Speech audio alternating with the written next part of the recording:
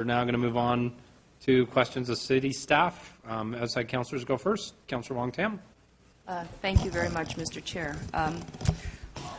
To the city staff, can you give us an overview of how the Parkland Acquisition Fund works, and especially with respect to the cash in lieu portion? Through you, Mr. Chair. The Parkland dedication policy is set out so that the first 5% of the cash in lieu of parkland that is collected is split 4 ways.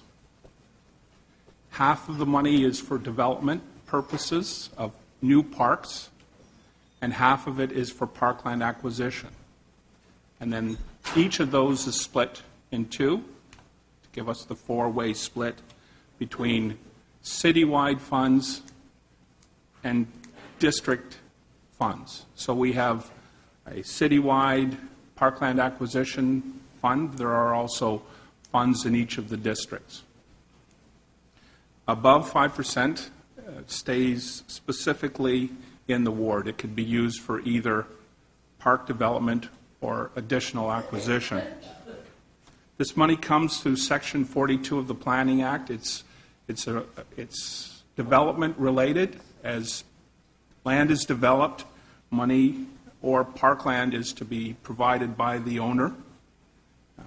In most cases, when sites are smaller, we accept cash in lieu of parkland. That money can be used to buy either land or to develop parks. But Section 42 of the Planning Act generally keeps that money for park purposes. It's not to be used for other purposes. The sites for development in the downtown wards, in particular wards 20, 27, and 28, many of the applications coming through are on relatively small sites where we're not able to secure on-site park acquisitions. Is that correct?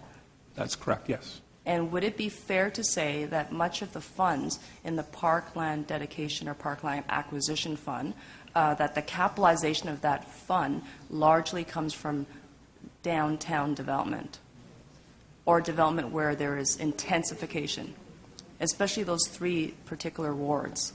Yes, those 3 wards and some other areas in the downtown generate a great deal of cash in lieu of parkland because there is not any large enough sites that would generate a usable size park as a result of development.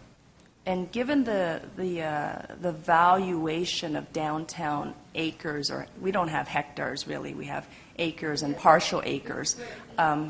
Given the valuation of downtown land in particular, would it be reasonable to say that it is very difficult for us to acquire land because it is so expensive, and the fact that perhaps the acquisition fund keeps that bar of measurement or bar of acquisition keeps running away from us because the land is so expensive?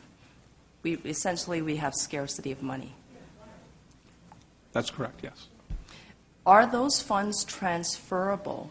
Can we, for example, transfer to purchase streetcars, or transfer to deal with TCHC backlog, or transfer those funds outside of the prescribed envelope as per the Planning Act? Money collected under Section 42 has to be used for park development or purchase of parkland. Is it a very strict rule that is in place there? That's one of the regulations under the Planning Act. And that's a provincial piece of legislation? Correct. Okay, thank you.